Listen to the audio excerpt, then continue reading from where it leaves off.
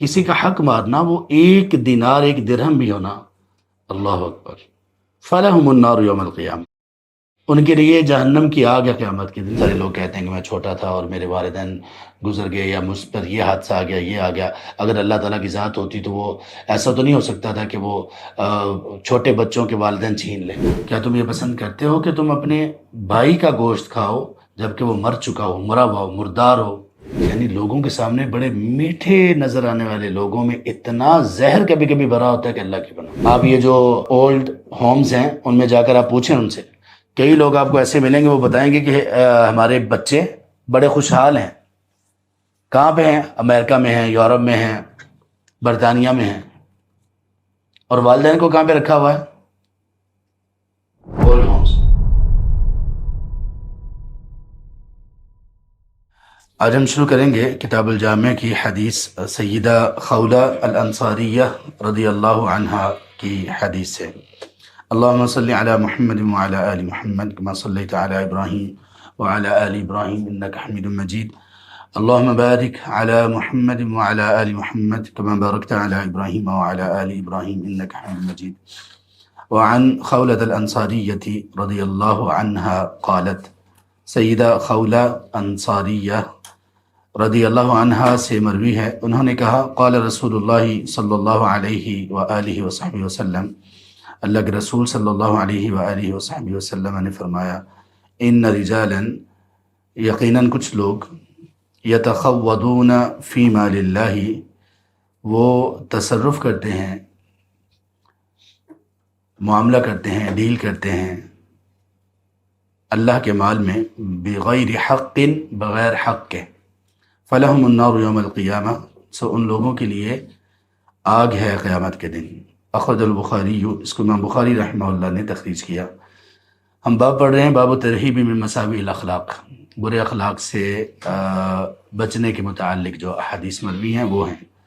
اور یہ ہم نے جیسے کہ پہلے کہا کہ یہ ہمارا ایک پرسنالٹی ڈیولپمنٹ اور پرسنالٹی امپرومنٹ کورس ہے، اور اس میں ہم اپنے اخلاق کو، اور اس میں ہم اپنی کردار کو اللہ کے رسول صلی اللہ علیہ وسلم کی تعلیمات کے مطابق ہم اس کو درست کر سکتے ہیں۔ اور اس باب میں وہ تمام احادیث بیان ہوئی ہیں، اور ان احادیث میں وہ خصلتیں بیان کی جا رہی ہیں جن کو چھوڑنا ہم پر لازم قرار دیا گیا، اور تعمیر شخصیت یا پرسنالٹی ڈیولپمنٹ میں کچھ چیزیں انسان کو چھوڑنا ہوتی ہیں اور کچھ چیزیں انسان کو کرنا ہوتی ہیں۔ تو اس باب میں چھوڑنے والی چیزیں بیان کی جا رہی ہیں۔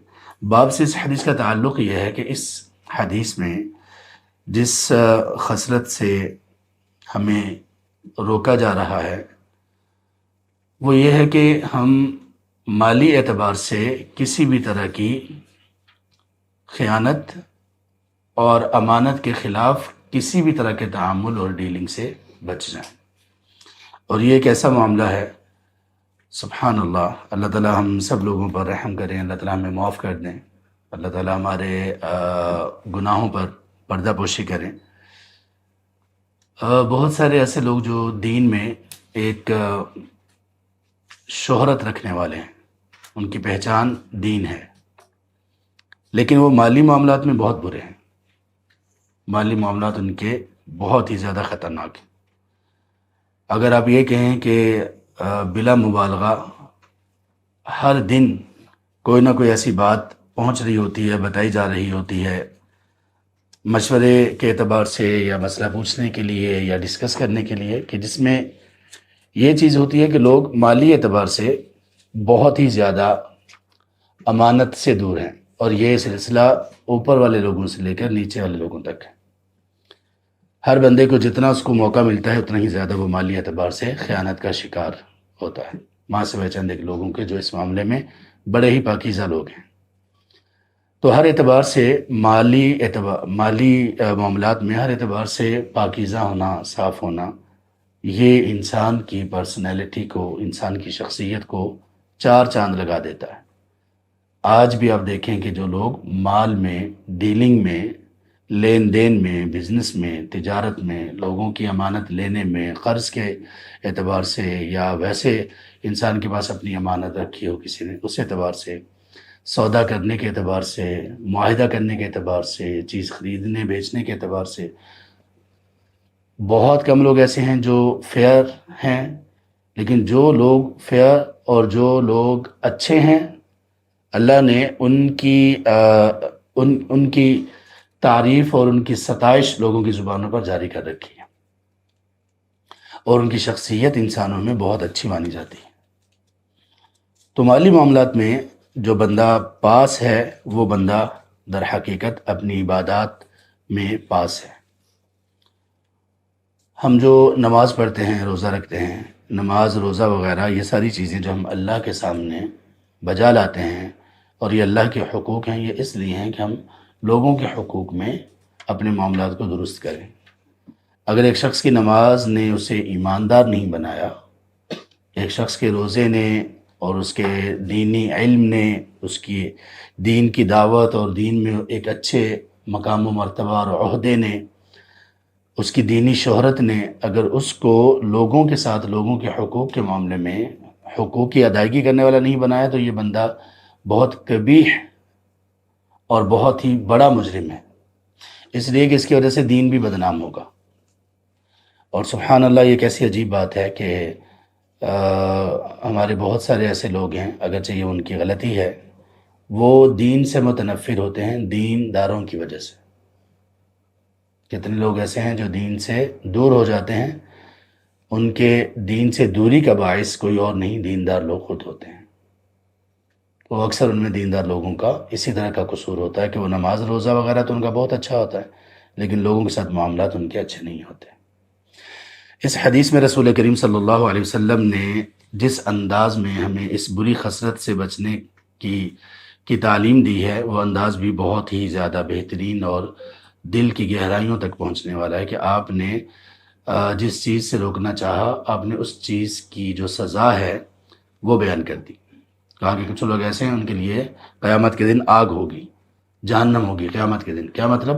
ابھی جو فیصلہ ان کا ہوگا، فیصلے میں تو وہ جہنم میں جائیں گے ہی جائیں گے، لیکن قیامت کے دن بھی ان کو آگ کا سامنا کرنا پڑے گا، اور اس کی کئی صورتیں ہو سکتی ہیں۔ اس دن پسینے میں شرابور ہونا، کیونکہ جہنم سامنے ہوگی، جہنم کو لایا جائے گا اس دن محشر کے میدان میں۔ تو بہرحال ان کے لیے قیامت کے دن آگ، یا قیامت کے دن ان کے لیے آگ کا فیصلہ ہوگا کہ اب ان کو فیصلہ جو کیا جائے گا ان کے بارے میں وہ یہ ہوگا کہ یہ لوگ آگ میں جانے والے ہیں۔ تو سبحان اللہ، یہ کون سے لوگ ہیں؟ ان رجالن، کچھ مردوں کا نام کیوں لیا؟ کیا خواتین اس میں شامل نہیں ہیں؟ مردوں کا نام اس لیے لیا کہ یہ زیادہ تر مردوں کے کام ہوتے ہیں، باہر کی ڈیلنگ، مالی معاملات کو طے کرنا، مالی معاملات کو ادا کرنا، یہ زیادہ تر معاملات کن کے ہیں؟ یہ مرد حضرات کے ہیں۔ تو مرد حضرات کے ہیں، تو اس لیے تغلیبی طور پر کیونکہ زیادہ تر یہ لوگ کرتے ہیں تو اس لیے ان کا نام لے لیا گیا۔ احادیث میں اس طرح سے بکثرت ایسا آیا ہے، اور یہ عربی زبان کا ایک انداز ہے، جو چیز زیادہ جس کی طرف منسوب ہوتی ہے اس کو اس سے بیان کر دیا جاتا ہے، ایسا نہیں ہوتا کہ وہ چیز اسی کے ساتھ خاص ہے۔ قرآن میں بھی اس کی کئی مثالیں ہیں۔ ایک مثال یہ ہے کہ اللہ تعالیٰ نے سورۃ الفلق میں ارشاد فرمایا، قل اعوذ برب الفلق من شر ما خلق ومن شر غاسق اذا وقب ومن شر النفاثات فی العقد۔ النفاثات فی العقد کہتے ہیں جادو کے سلسلے میں گرہ لگا کر اس میں پھونک مارنے والی خواتین۔ تو کہا کہ ایسی خواتین سے بھی اللہ تبارک و تعالیٰ کی حفاظت اور پناہ طلب کرنے کی ہمیں تلقین کی گئی۔ تو کیا مرد ایسا نہیں کرتے ہیں؟ کرتے ہیں۔ تو صرف خواتین کا نام کیوں لیا گیا؟ اس لیے کہ وہ کثرت سے کرتی ہیں۔ تو یہاں پر ان رجالن، مردوں کا نام ہی کیوں لیا گیا؟ کہ کچھ مرد ایسے ہیں جو اللہ کے مال میں بغیر حق کے تصرف کرتے ہیں، اس لیے کہ اصل جو مالی معاملات کو طے کرنا، ڈیلنگ، اصل جو یہ کام ہے مردوں کے ہیں، اس لیے ان کا نام لے لیا گیا۔ کوئی خاتون بھی اگر ایسا کرے گی تو وہ بھی اسی جرم میں شامل ہوگی اور اسی سزا کی مستحق ہوگی۔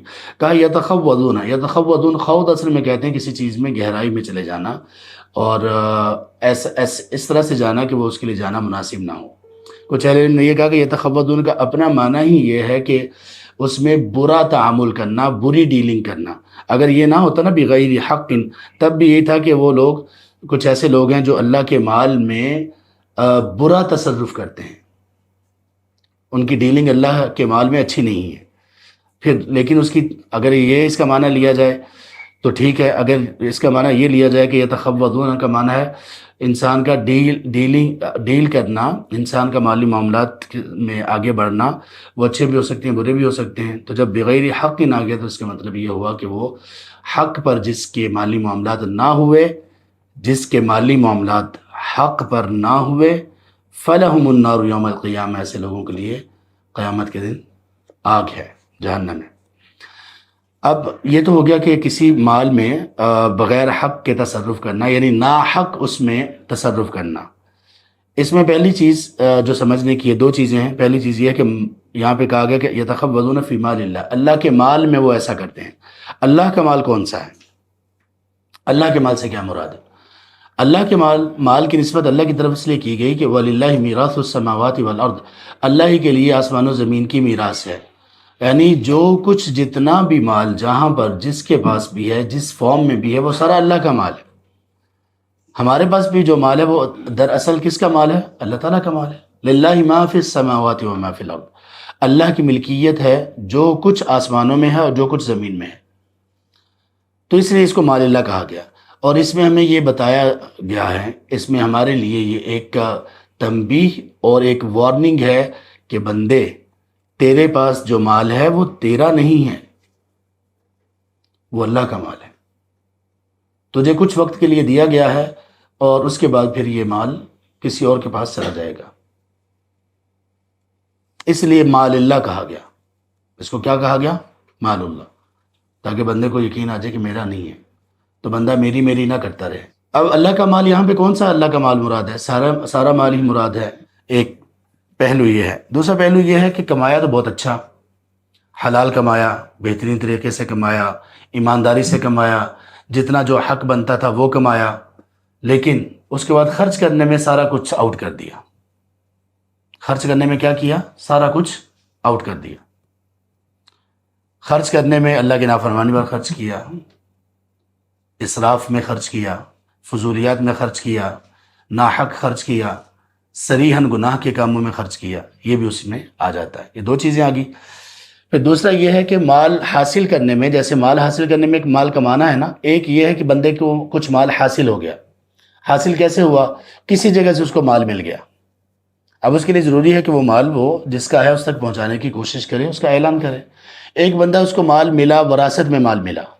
اب اگر اس نے وراثت میں مال ملا اور اس وراثت کے مال میں اس نے وہ تصرف نہ کیا، اس طرح سے نہ کیا جیسے کہ اللہ تبارک و تعالیٰ نے بیان کیا ہے اس کو کرنا چاہیے، تو وہ بھی اس حدیث کا، اس آگ اور جہنم کا مستحق ہے۔ اور اگر اس کو مال ایسے ملا کہ مال کا حصول اس کا ایسا کہ کسی سے اس نے کسی بزنس اور تجارت کے لیے پیسے لیے، بلکہ آج ہی ایک معاملہ ڈسکس ہوا، اور اس طرح کے معاملات روزانہ ڈسکس ہوتے رہتے ہیں کہ ایک بندے نے کسی سے، اور سبحان اللہ وہ لوگ بھی کوئی اتنے ہائی فائی امیر نہیں تھے، ان سے پیسے لیے کہ آپ کے پیسے میں کسی کاروبار میں لگاتا ہوں یا مجھے کچھ ضرورت ہے اور میں آپ کو 1 مہینے کے بعد دے دوں گا۔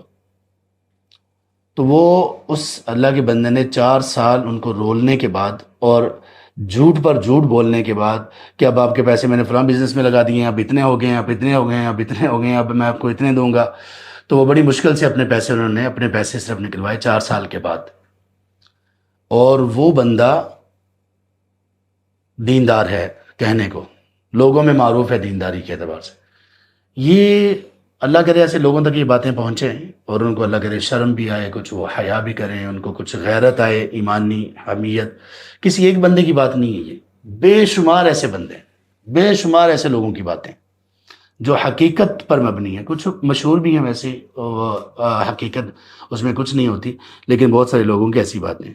تو یہ سارا اللہ کے مال میں بغیر حق کے تصرف کرنا، کسی کا حق مارنا، وہ 1 دینار 1 درہم بھی ہونا، اللہ اکبر۔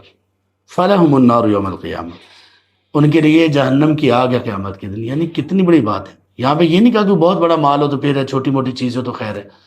1 دینار اور 1 درہم میں یہ باتیں سیکھ لیں، یہ سکھا لیں تجارت کرنے والے لوگ، اور جو جن کا بزنس ہے وہ لوگ، یا جن کے اندر جو لوگ کام کرتے ہیں، دکانوں پہ کام کرنے والے لوگ، گلی کوچوں میں کام کرنے والے لوگ، اگر یہ 1 روپیہ کا بھی ہیر پھیر کرتے ہیں نا، ان کے لیے حدیث ہے کہ ان کے لیے جہنم کی آگ ہے قیامت کے دن۔ 1 روپے کا بھی ہیر پھیر۔ یعنی انسان کو ایسی چیزیں کرنے کے لیے نا اپنی پہلے غیرت مارنا پڑتی ہے، پھر ایمان مارنا پڑتا ہے، اور اور اس کے بعد ان کو پھر اپنی حمیت اور غیرت کے بعد پھر جا کر وہ اس قابل ہوتے ہیں کہ بے ایمانی کریں. بے ایمانی کرنا اتنا آسان نہیں ہوتا، لیکن جب بندہ اپنے ایمان کو، اپنے ضمیر کو مار لیتا ہے تو اس کے بعد بے ایمانی ایک مرتبہ کر لیتا ہے تو پھر یہ ہر طرح سے بے ایمانی کرنے کے لیے تیار رہتا ہے. یہ چھوٹی بھی کرتا ہے، بڑی بھی کرتا ہے. ایک بندہ چھوٹی چوری کرتا ہے تو وہ پھر بڑی بھی کرتا ہے. ایک روایت ہے، اس میں کچھ کلام بھی ہے شاید، وہ یہ کہ چور پر اس میں ہے کہ چور پر لعنت کرے اللہ تعالیٰ کہ وہ ایک انڈا چوری کرتا ہے اور اس کا ہاتھ کاٹا جاتا ہے. انڈا چوری کرنے پر ہاتھ تو نہیں کٹتا، چھوٹی چوری ہے. اہل علم نے کہا کہ یا تو اس سے مراد یہ ہے کہ وہ انڈا سونے کا ہے، سونے کے کوئی بال وغیرہ انڈے کی طرح ہے، وہ چوری کرتا ہے تو اس کا ہاتھ کاٹا جاتا ہے، یا اس سے مراد یہ ہے کہ یہ چور بننے کے لیے اس کا پہلا سٹیپ یہ چھوٹی چوری ہے، ایک انڈا چوری کیا جس کی کوئی وقت ہی نہیں ہے، پھر اس کے بعد یہ آہستہ سے آگے بڑھے گا. تو چور کب بنتا ہے؟ جب وہ 1 روپیہ چراتا ہے. 1 روپیہ چرانے کے بعد وہ چور بن جاتا ہے. اب یہ 1 روپیہ جس نے چرایا، اس 1 روپے کے مقابلے میں اس کے سامنے اگر 1 ارب ہوتا تب بھی یہ چور ہوتا، 1 کھرب ہوتا تب بھی یہ چور ہوتا. تو اس طرح سے یہ چیز سٹارٹ ہوتی ہے، اور اس میں بندے کو ایک مرتبہ اس کا دل کہہ رہا ہوتا ہے، ضمیر کہہ رہا ہوتا ہے، لیکن وہ نہیں مانتا تو پھر یہ سب ہو جاتا ہے. تو اللہ کے مال میں یہ جو چیز ہے یہ غلط ہے. آج ایک مسئلہ ہم سے پوچھا گیا، کس نے پوچھا کہ میرے والدین نے اپنی زندگی میں میرے بھائیوں کو 2 بھائی تھے، ان کو جائیداد تقسیم کر دی، اور پھر میرے والدین دنیا سے چلے گئے یا میرے والد دنیا سے چلے گئے، تو ہمارے بھائیوں نے بھی وہ جو ان کو تقسیم کی تھی، دونوں بھائیوں نے اپنی اپنے گھر بنا کے اپنا وہ خوشی سے رہ رہے ہیں، تو اپنی بہنوں کو حق نہیں دیا. تو کیا بھائیوں کو حق دینا چاہیے تھا، یا جیسا وہ والدین کر گئے وہ ٹھیک تھا، اور والدین نے جو کیا وہ ٹھیک تھا یا نہیں ٹھیک تھا؟ یہ تو ہر گھر کے مسئلہ ہے. جو والدین نے کیا زندگی میں کہ اپنی بیٹوں کو دیا اور بیٹیوں کو نہیں دیا، یہ حرام تھا، ظلم تھا والد کی طرف سے. اور اب وہ دنیا سے چلا گیا تو اب وہ اللہ تعالیٰ کے سامنے جو اس کے ساتھ اللہ تعالیٰ چاہیں گے سلوک کریں گے، وہ مجرم بن کر پیش ہوں گے یہ والدین.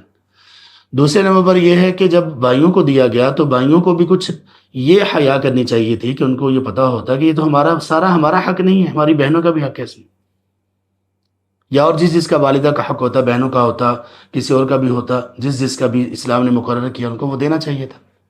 یہ ساری کی ساری جو چیزیں ہیں نا، یہ اس حدیث کے اندر آتی ہیں. یہ اللہ کے مال میں ناحق اس میں تصرف ہے، اور ناحق اس کا استعمال ہے، اور ایسے لوگوں کے لیے جہنم کی آگ. سبحان اللہ. آپ صلی اللہ علیہ وسلم نے یہ نہیں کہا کہ جو لوگ اللہ کے مال میں جو لوگ ناحق تصرف کرتے ہیں، ناحق استعمال اس کو کرتے ہیں تو یہ گناہ کرتے ہیں، یہ نہیں کہا. سیدھی اسٹریٹ فارورڈ بات کی، فَلَهُمُ النَّارُ یوم القیامہ، قیامت کے دن ان کا انجام آگ ہے، جہنم ہے. دوسرے لفظوں میں ان کو جہنمی قرار دیا آپ صلی اللہ علیہ وسلم. اس حدیث کا کیا مطلب ہے؟ ان کو آپ صلی اللہ علیہ وسلم نے جہنمی ڈکلیئر کر دیا، اور آپ نے یہ خود نہیں کیا، اللہ تعالیٰ نے کیا. تو اس لیے یہ سنبھل جائیں، ہم سب لوگوں کو سنبھل جانا چاہیے. مالی معاملات میں لوگوں کے حق دینے میں یہ بہت بڑی چیزیں. بچوں کو چاہیے اپنے والدین کا مال استعمال کرتے ہوئے خیال کریں، بیوی کو چاہیے مال استعمال کرتے ہوئے خیال کریں، اور جن کو بڑوں نے مال کا ذمہ دار بنایا، کسی مالک نے، باس نے، ان کو چاہیے مال کے اعتبار سے وہ خیال کریں، ناحق اس کا استعمال نہ کریں. تو اس طرح سے یہ ساری چیزیں اس میں آ جاتی ہیں. وعن ابی ذر رضی اللہ عنہ عن النبی صلی اللہ علیہ وسلم، ابو ذر رضی اللہ عنہ سے مروی ہے، وہ نبی صلی اللہ علیہ وسلم سے روایت کرتے ہیں، فیما یروی عن ربہ، اور یہ ان روایات میں سے ہے جن کو نبی صلی اللہ علیہ وسلم اپنے رب سے روایت کرتے ہیں. جس حدیث کے بیان میں یہ الفاظ آئیں اسے حدیث قدسی کہا جاتا ہے، اس کو حدیث قدسی کہا جاتا ہے جہاں پر یہ اس طرح کے الفاظ آئیں. اور حدیث قدسی کیا ہے؟ حدیث قدسی قرآن کریم سے اس کا درجہ نیچے ہے، اور عام احادیث سے اس کا درجہ اوپر ہے، درمیانے درجے کی، دوسرے درجے کی. پہلے نمبر پر عام احادیث ہیں، کہ یہ احادیث نبی مکرم صلی اللہ علیہ وسلم کو اللہ کی طرف سے تعلیمات دی گئیں، الہام کی گئیں یا بتائی گئیں یا دل میں ڈالی گئیں، اور آپ نے اپنے الفاظ میں اس کو بیان کیا۔ حدیث قدسی یہ ہے کہ اس میں نبی صلی اللہ علیہ وسلم اپنی بات کو اللہ کی طرف منسوب کرتے ہیں۔ اور بھی کئی ایک تعریفات اس کی گئی، لیکن سب سے بہترین تعریف یہی ہے کہ جس میں آپ صلی اللہ علیہ وسلم اللہ کی طرف منسوب کریں۔ تو یہ اللہ کے الفاظ تو نہیں ہوتے، اللہ جیسے اللہ کا کلام ہے قرآن کریم، لیکن یہ عام حدیث سے اس کا درجہ اور رتبہ بڑھ جاتا ہے۔ تو وہ نبی صلی اللہ علیہ وسلم اپنے رب سے روایت کرتے ہیں، انہوں نے کہا، یعنی اللہ تعالیٰ فرماتے ہیں، یا عبادی، اے میرے بندو، انی حرمت الظلم علی نفسی، یقیناً میں نے ظلم کو حرام قرار دے دیا اپنے آپ پر، وجعلتہ بینکم محرما فلا تظالموا، وجعلتہ، اور میں نے اس کو بنا دیا، یعنی ظلم کو میں نے بنا دیا، بینکم، تمہارے درمیان، محرما، محرم، حرام، ظلم کو میں نے تمہارے درمیان بھی حرام قرار دے دیا، فلا تظالموا، فلا تظالموا بھی ٹھیک ہے اور فلا تظالموا بھی ٹھیک ہے، سو تم لوگ ظلم نہ کرو، آپس میں ظلم نہ کرو۔ اخرج مسلم، اس کو امام مسلم رحمہ اللہ نے روایت کیا۔ اس حدیث میں جس بری خسرت سے میں ڈرایا گیا ہے وہ انتہائی جامعیت کے ساتھ بیان کی گئی، اور وہ ظلم ہے، اور ظلم ہر ایک گناہ، زیادتی اور معصیت کو کہتے ہیں، چھوٹی ہو یا بڑی ہو، ہر طرح کا گناہ اس کو ظلم کہتے ہیں۔ سبحان اللہ، ہر طرح کے ظلم سے اور زیادتی سے بچنے کی تلقین ہمیں کی گئی۔ اب اس انسان کی شخصیت اور پرسنالٹی، اور وہ کتنا بہترین مسلمان ہوگا کہ جس میں کوئی ظلم نہ پایا جائے، کوئی ظلم اس میں نہ پایا جائے۔ اور خاص طور پر یہاں پر کس ظلم کا ذکر ہے؟ فلا تظالموا، آپس میں ظلم نہ کرو، یعنی وہ ظلم جن کا تعلق حقوق العباد کے ساتھ ہے۔ اللہ کے ساتھ جو ہم ظلم کرتے ہیں، ممکن ہے کہ بہت سارے ایسے ظلم ہوں جو اللہ کے حقوق کے سلسلے میں ہوتے ہیں، ہمارے لوگوں کو ان کا پتہ نہ ہو، تو ہماری شخصیت پر لوگوں کی نظر میں کوئی اثر نہیں پڑے گا، لیکن جو ہمارے ظلم ان کا تعلق لوگوں کے ساتھ ہے تو وہ ہماری شخصیت پر بھی فرق پڑے گا، اس میں ہماری عزت پر بھی حرف آئے گا، اور ہماری آخرت بھی خراب ہوگی، یعنی دنیا اور آخرت دونوں خراب ہوگی۔ تو اللہ تعالیٰ نے دیکھیں کس انداز سے ہمیں سکھایا کہ ہم ظلم نہ کریں۔ اللہ تعالیٰ نے پہلے کہا کہ میں نے ظلم کو اپنے آپ پر حرام قرار دے دیا۔ اللہ تبارک و تعالیٰ کی شان، اللہ تبارک و تعالیٰ کی حکمت، اس کے عدل کے لائق نہیں کہ اللہ تعالیٰ ظلم کریں، لیکن اللہ تعالیٰ نے کس طرح سے ظلم سے بچنے کی ہمیں تلقین کی کہ کہا کہ میں نے ظلم کو خود اپنے آپ پر حرام قرار دے دیا۔ حالانکہ اللہ جو بھی کریں گے وہ ظلم نہیں ہوگا، اللہ تعالیٰ جو بھی کریں گے وہ ظلم نہیں ہوگا۔ جیسے کچھ لوگ ہیں جو دین کو چھوڑ دیتے ہیں اور اللہ تعالیٰ کی ذات کا انکار کر دیتے ہیں، تو وہ ان کے اللہ کی ذات کے انکار کے پیچھے کوئی لاجک نہیں ہوتی، صرف ایموشنز اور جذبات ہوتے ہیں، ان جذبات، ایسے جذبات جس میں ان کو ٹھیس پہنچی ہوتی ہے، اس کی وجہ سے وہ اللہ کا انکار کر دیتے ہیں۔ جیسے بہت سارے لوگ کہتے ہیں کہ میں چھوٹا تھا اور میرے والدین گزر گئے، یا مجھ پر یہ حادثہ آ گیا، یہ آ گیا۔ اگر اللہ تعالیٰ کی ذات ہوتی تو وہ ایسا تو نہیں ہو سکتا تھا کہ وہ چھوٹے بچوں کے والدین چھین لیں۔ اب یہ ایموشنز ہیں، یہ کوئی دلیل نہیں ہے، کوئی لاجک نہیں ہے، صرف ایک جذبات ہے، ایک ڈاؤٹ ہے، اور اس ڈاؤٹ اور شک اور ایک وسوسہ ہے یہ، اس کی وجہ سے لوگ اللہ کی ذات کا انکار کر دیتے ہیں۔ سبب کیا ہوتا ہے؟ سبب یہ ہوتا ہے کہ ان کے پاس باقی علم نہیں ہے، روشنی نہیں ہے، اس کا تعلق اللہ کے ساتھ، اللہ کی نازل کردہ تعلیمات کے ساتھ۔ جہاں پہ یہ تعلیمات مل رہی ہیں، سکھائی جا رہی ہیں، وہاں پہ کوئی تعلق اس کا سرے سے ہے ہی نہیں۔ تو ایسے چھوٹے چھوٹے سے شکوک و شبہات بھی اس کو، بیچارے کو گمراہ کر دیتے ہیں۔ تو یہ معاملہ ہے۔ تو اللہ تبارک و تعالیٰ جو بھی کریں گے وہ ظلم نہیں ہوگا، اس لیے کہ اللہ تبارک و تعالیٰ ہمارے آنر ہیں، ہمارے مالک ہیں۔ اللہ نے ہمیں وجود دیا، اللہ تبارک و تعالیٰ نے ہمیں زندگی دی، تو اللہ تبارک و تعالیٰ کا زندگی واپس لے لینا یہ کوئی ظلم تو نہیں ہے۔ اور پھر یہ لوگ جو اس طرح کے ایموشنز میں اور جذبات میں مبتلا ہوتے ہیں، ان کی بے عقلی بھی ہے، اور کم ظرفی بھی ہے، اور کم نظری بھی ہے، چھوٹی سوچ کے مالک ہیں نا۔ اب اگر ان سے پوچھا جائے کہ ٹھیک ہے بچپن میں آپ کے والدین نہ فوت ہوتے، لیکن اگر ایسا ہوتا کہ آپ بڑے ہو جاتے اور بڑے ہونے کے بعد آپ کے والدین کسی اللہ نہ کرے ایسی بیماری میں مبتلا ہو جاتے کہ آپ خود اپنے والدین سے دور بھاگتے اور خود دعائیں کرتے کہ یا اللہ ان کو مار کیوں نہیں رہا، کتنے والدین ایسے ہیں کہ انہوں نے ایسے ہی بچوں کو پالا، یہ جو جس طرح کے بچے یہ بعد میں کہتے ہیں کہ اللہ تبارک و تعالیٰ نے نعوذ باللہ ظلم کیا اور ہمارے والدین کو اٹھا لیا، ایسے کتنے بچے ایسے ہیں جوان ہو کر اپنے والدین کو کوئی لفٹ ہی نہیں کرواتے۔ آپ یہ جو اولڈ ہومز ہیں ان میں جا کر آپ پوچھیں ان سے، کئی لوگ آپ کو ایسے ملیں گے وہ بتائیں گے کہ ہمارے بچے بڑے خوشحال ہیں۔ کہاں پہ ہیں؟ امریکہ میں ہیں، یورپ میں ہیں، برطانیہ میں ہیں، اور والدین کو کہاں پہ رکھا ہوا ہے؟ اولڈ ہومز میں۔ یہ اس طرح کی یہ اولاد ہے کہ گمراہی کا یہ سلسلہ ہے کہ اگر بچپن میں فوت ہو جائیں تو اللہ کا انکار، تو اگر نہ فوت ہوں تو والدین کا انکار، جہالت ہے جس طرح بھی لے جائے۔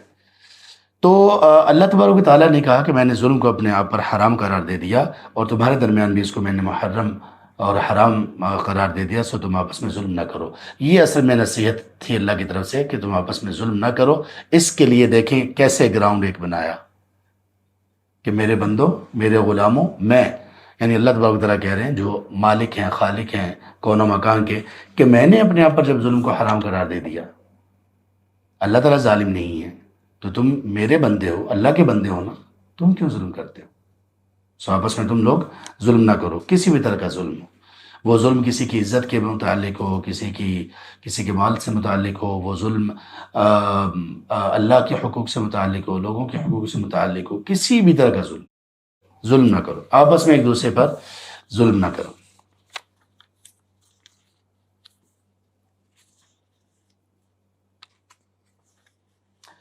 وعن ابی ہریرہ رضی اللہ عنہ ان رسول اللہ صلی اللہ علیہ وسلم قال، سیدنا ابو ہریرہ رضی اللہ عنہ سے مروی ہے، وہ کہتے ہیں کہ رسول کریم صلی اللہ علیہ وسلم نے فرمایا، اتدرون ما الغیبہ، کیا تم لوگ جانتے ہو کہ غیبت کیا ہے؟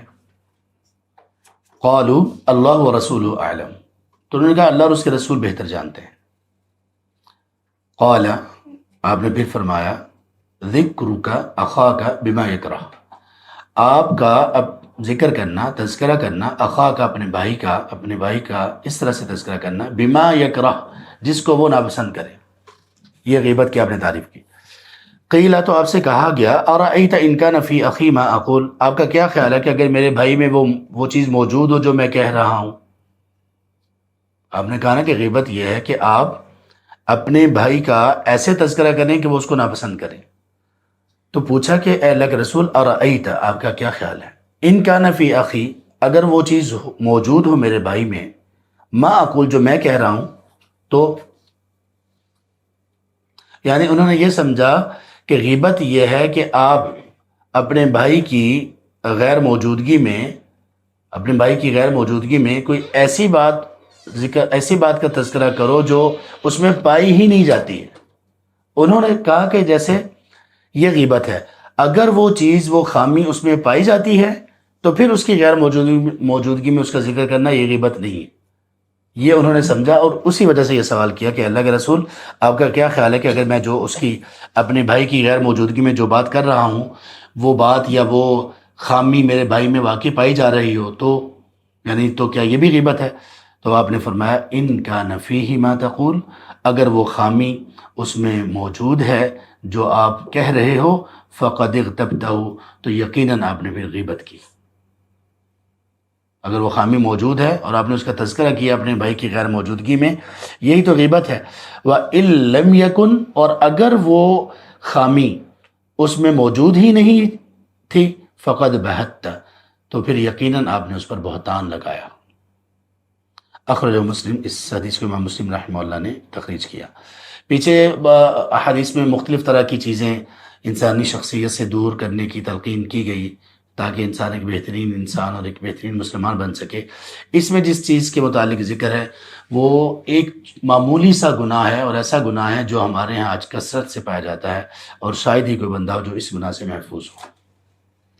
لیکن یہ کیسا گناہ ہے کہ آپ صلی اللہ علیہ وسلم نے اس کو کتنے اہتمام سے بیان کیا، اور آپ صلی اللہ علیہ وسلم نے ہی صرف اس کو اہتمام سے بیان نہیں کیا، قرآن نے بھی اس کو بڑے اہتمام سے بیان کیا۔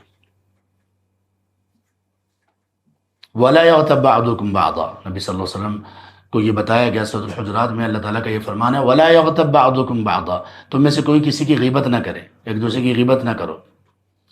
پھر کہا أَيُحِبُّ أَحَدُكُمْ أَن يَأْكُلَ لَحْمَ أَخِيهِ مَيْتًا فَكَرِهْتُمُوهُ، کیا تم یہ پسند کرتے ہو کہ تم اپنے بھائی کا گوشت کھاؤ جبکہ وہ مر چکا ہو، مرا ہوا ہو، مردار ہو، فوت ہو، اس کا تم گوشت کھاؤ، کیا تم پسند کرتے ہو؟ فَكَرِهْتُمُوهُ، کہا تم یقیناً اس کو ناپسند کرو گے۔ تو جب یہ تم ناپسند کر رہے ہو، تم کیسے پھر غیبت کر سکتے ہو؟ یعنی ایک مردہ شخص کا، مردہ انسان کا، اور وہ انسان کوئی اور نہ ہو بلکہ اس کا اپنا سگا بھائی ہو یا اس کا اسلام کے اخوت میں بھائی ہو، اس کا گوشت کھانا، جیسے یہ ایک بدترین اور مکروہ ترین فعل ہے، اسی طرح سے اپنے بھائی کی غیر موجودگی میں اس کی کوئی اس طرح سے خامی کو ڈسکس کرنا، یہ بھی اسی طرح کا بدترین اور مکروہ ترین فعل ہے۔ اب ہم میں سے کوئی کسی سے پوچھا جائے کہ کیا آپ ایسا کرنے کا سوچ بھی سکتے ہو کہ آپ کے بھائی کی، آپ کے سگے بھائی کی یا کسی مسلمان بھائی کی وفات ہو جائے اور اس کی لاش پڑی بھی ہو، اور آپ کے دل میں یہ ہے کہ میرا دل یہ چاہتا ہے کہ میں اس کا ہاتھ کاٹوں اور اس کا ہاتھ کاٹ کے اس کو پکا کے کھا جاؤں؟ کیا آپ کے ذہن میں کبھی یہ بات آئی ہے؟ تو وہ کہے گا کبھی نہیں آئی، بلکہ یہ بات ذہن میں آتے ہی انسان کو گھن آئے گی، انسان کو نفرت ہوگی، انسان شدید سبحان اللہ کراہت کا اظہار کرے گا۔ اللہ نے فرمایا فَكَرِهْتُمُوهُ، تم یقیناً ناپسند کرو گے اس کو، کراہت کرو گے اس سے۔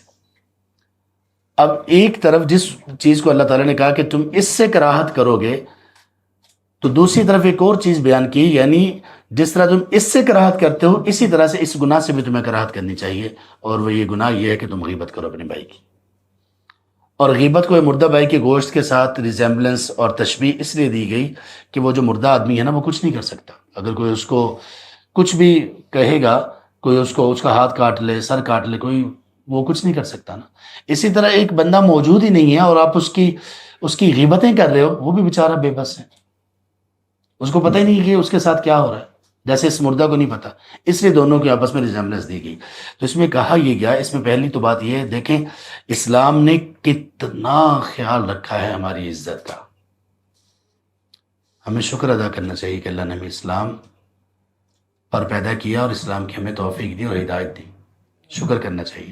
اور اس کے شکر کی کیفیت یہ ہے کہ جس طرح اللہ نے ہماری عزت کا اتنا دفاع کیا، ہمیں بھی لوگوں کی عزت کا دفاع کرنا چاہیے۔ اگر دفاع نہیں کر سکتے تو کم از کم ان کی بے عزتی نہ کریں، کسی بھی اعتبار سے کسی کی بھی بے عزتی نہ کریں۔ اللہ اکبر، وہ بے عزتی ہو، ایسا نہیں کہ کوئی کسی کو اس کے مثال کے طور پر پولیس ہے کسی کو پکڑتی ہے جرم پر اور اس کو سزا دی جاتی ہے عدالت میں جو شرعی سزا بنتی ہے، تو یہ اس کی بے عزتی نہیں ہے، وہ اس کا مستحق ہے۔ اس طرح کسی کو ڈانٹ ڈپٹ کی جاتی ہے کسی اصلاح کے لیے، تو وہ بے عزتی نہیں ہے، اس کی اصلاح ہے۔ بے عزتی ہم جانتے ہیں نا، کسی غیبت کرنا، چغلی کرنا، برا بھلا کہنا، الزام لگانا، بہتان لگانا، حسد کرنا، بغض کینہ رکھنا، یہ سب بے عزتی، یہ سب چیزیں ہیں۔ تو جس اللہ نے ہماری عزت کا اتنا دفاع کیا اور کہا کہ یہ مسلمان کی عزت، اس میں دخل اندازی اور اس کی بے عزتی کرنا ایسے ہی ہے کہ جیسے تم کسی کا مردہ اپنے بھائی کا گوشت کھا رہے ہو، تو اس اللہ کی خاطر ہمیں بھی دوسروں کی عزت کا خیال رکھنا چاہیے۔ ایک بات اس سے ہمیں یہ معلوم ہے۔ دوسری بات اس سے ہمیں یہ معلوم ہوئی کہ نبی صلی اللہ علیہ وسلم نے ہمیں صرف نماز، روزہ، حج، زکوٰۃ نہیں سکھایا۔ جیسے بہت سارے لوگ ہمارے معاشرے میں آج بھی نماز، روزہ، حج، زکوٰۃ، چہرے پر داڑھی، خواتین ہیں، پردہ، حجاب، نقاب، قرآن کی کلاسز، حدیث کی کلاسز اور دین کا کام، اور بڑی داعیہ اور فلاں مرد بھی ایسے، یہ سب چیزیں بہت اچھی دین کے اعتبار سے۔ تقریر سنو بندہ متاثر ہو جاتا ہے، تلاوت سنو بندہ متاثر ہو جاتا ہے، اور بہت سارے کام دین کے بڑے اچھے کر رہے ہوتے ہیں۔ لیکن جب لوگوں کے ساتھ معاملات، تعلقات مالی ہوں یا ان کی عزت کے معاملات ہوں، ان کی باری آتی ہے تو بد زبان، بد اخلاق، بد کردار، برے رویوں والے،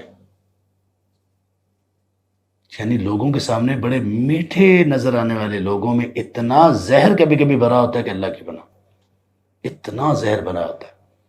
کیسے اس کا پتہ چلتا ہے؟ یہی غیبتیں چغلیوں سے۔ ہم تک باتیں پہنچی کچھ سبحان اللہ ایسے لوگ ہیں گھروں کے اندر پارٹیاں بنی ہوئی ہیں، بھائیوں کی گروپ بنا ہوا ہے، بہنوں کا گروپ بنا ہوا ہے، اور اس گروپ کے مین مقاصد کیا ہیں؟ کسی ایک کو رشتہ داروں میں پکڑ لو اور پورا ننگا کر کے اس کو چھوڑو، غیبتیں اس کی، چغلیاں، وہ ایسا، برے القابات، برے بہتانات، اور سارے ایک دوسرے سے خوش ہو رہے ہیں۔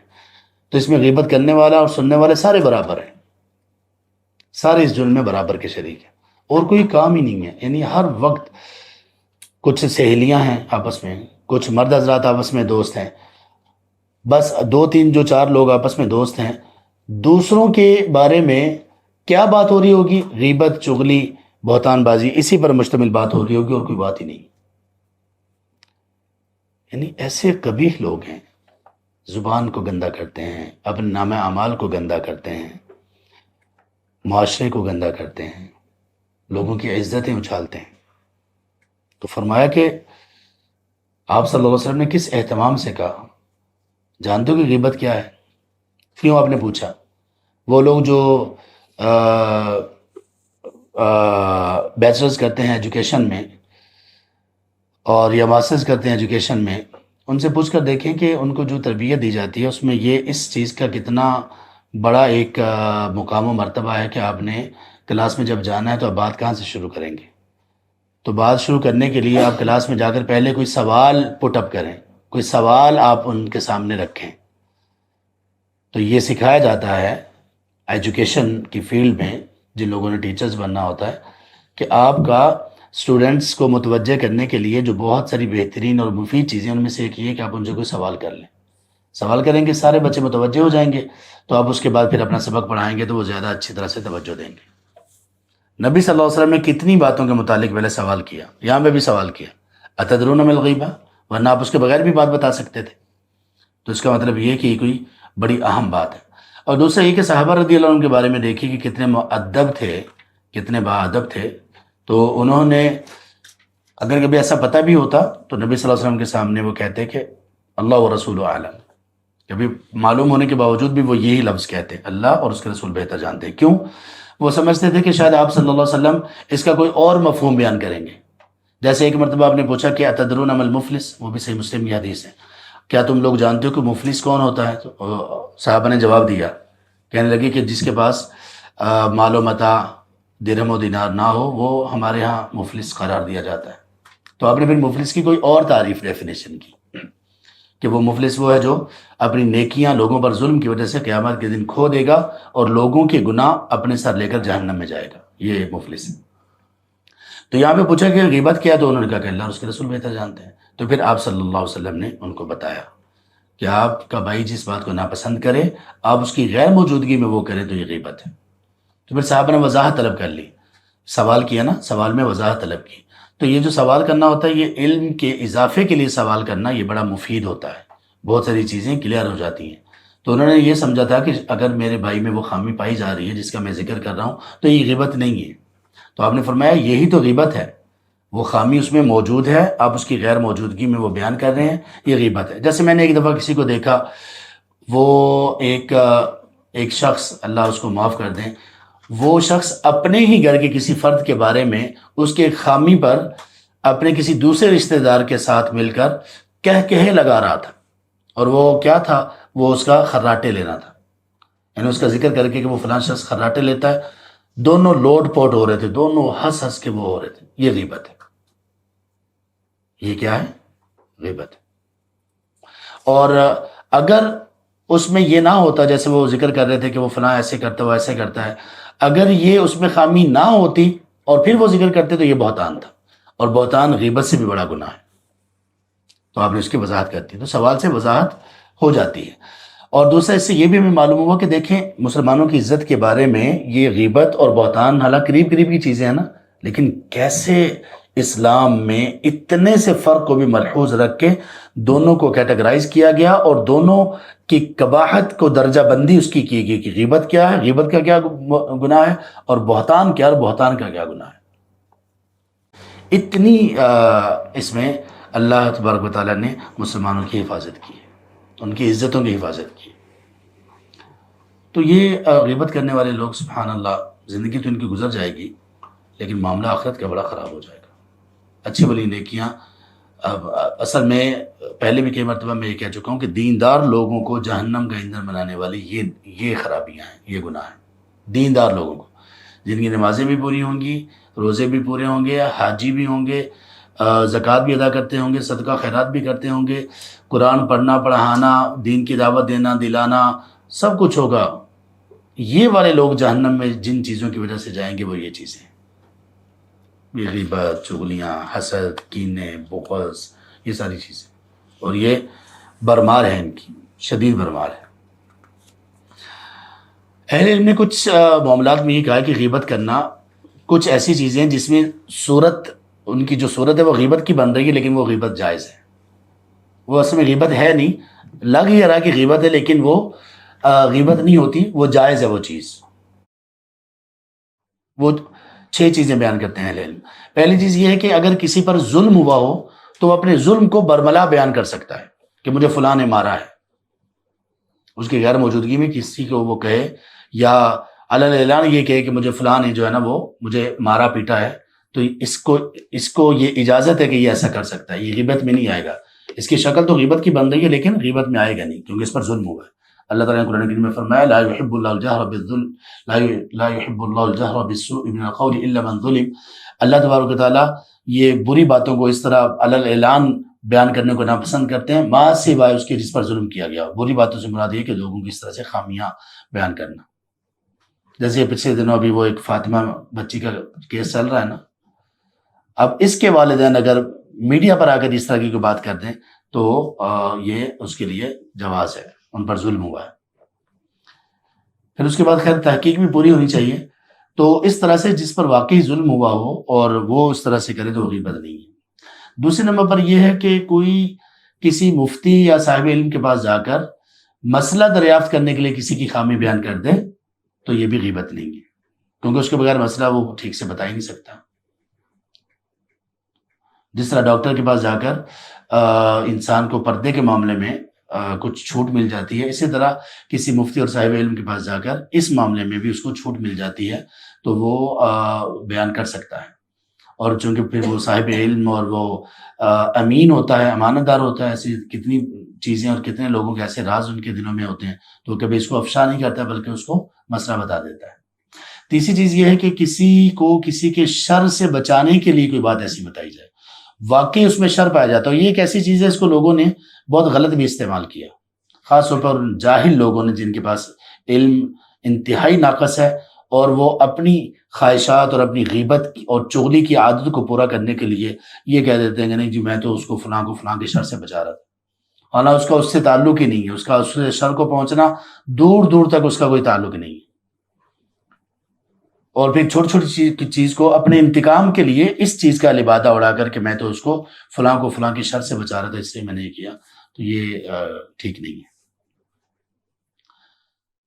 ان چیزوں کی چوتھی چیز یہ ہے کہ انسان کا کسی کے بارے میں اس کی خامی کو بیان کرنا، لیکن وہ اس کی خامی اس کی ڈیفینیشن اور پہچان بن چکی ہو تو اس کو خامی کے طور پر ذکر نہ کیا جا رہا ہو بلکہ پہچان کے طور پر ذکر کیا جا رہا ہو. جیسے بہت سارے ائمہ ہیں ان کے القابات ہی ایسے تھے. امام اعمش بہت بڑے امام تھے، امام بخاری کے اساتذہ میں سے دادا استاد تھے غالباً. اعمش کا مطلب ہوتا ہے جو ایسے کر کے دیکھے ایسے. اب یہ خامی ہے لیکن یہ ان کے بارے میں جو بات یہ مشہور ہوگی تو وہ ان کا عیب کے طور پہ نہیں مشہور ہے، ان کی پہچان ہو گئی ہے. اس طرح ایک امام تھے، ان کا نام ہی امام اعرج ہے. امام اعرج کا معنی ہوتا ہے لنگڑا. تو اس طرح سے یہ چیز جو ہے نا وہ اس میں جواز کی صورت بنتی ہے. اسی طرح پانچویں چیز یہ ہے کہ جیسے کسی نے کسی جگہ پر شادی وغیرہ کرنی ہو تو اس کو کسی سے مشورہ طلب کیا جائے، پوچھا جائے تو وہ اس کے بارے میں اگر کوئی ایسا اس میں کوئی نقص اور عیب ہے جو واقع نقص اور عیب ہے اس کو بیان کرنا وہ غیبت نہیں ہوگا. اور یہ خیر اس میں جو ہم نے پہلے بیان کی کہ کسی کو کسی کے شر سے بچانے کے لیے کرنا، اس میں بھی یہ آ سکتا ہے بلکہ اسی میں آتا ہی اگر اس میں نقص اور عیب پایا جائے. کچھ ایسے بھی نادان اور جاہل ہوتے ہیں.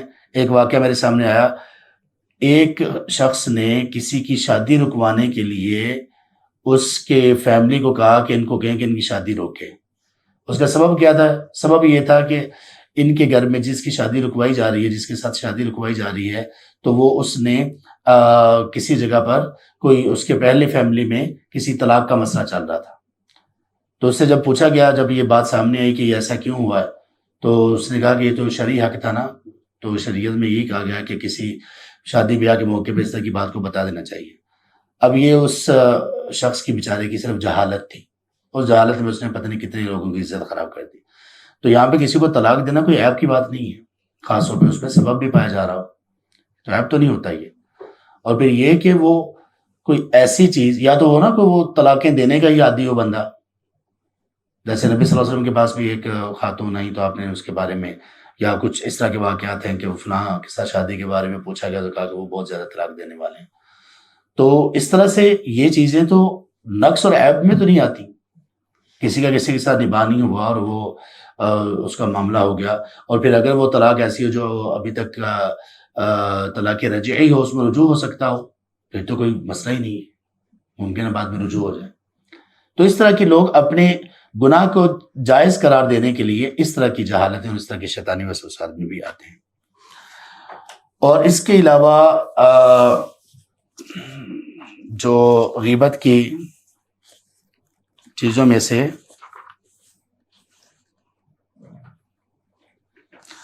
پانچویں نمبر پر یہ ہے کہ کسی کو کسی کے ظلم اور گناہ سے روکنے کے لیے ایسے لوگوں سے بات کی جائے جو اس کو اس سے روک سکے.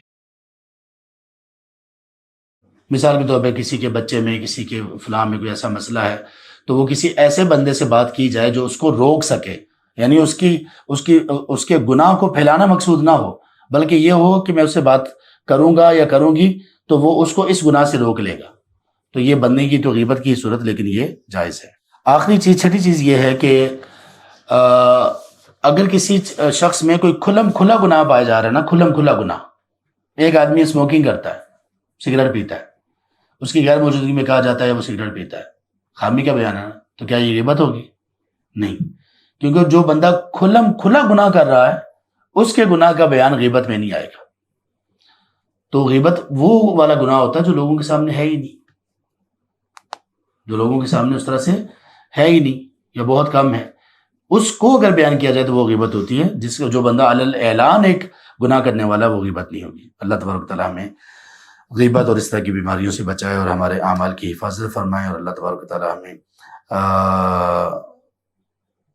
دنیا اور آخرت میں اپنے برے اعمال کی وجہ سے ہر طرح کی شرمندگی اور ندامت سے محفوظ رکھے.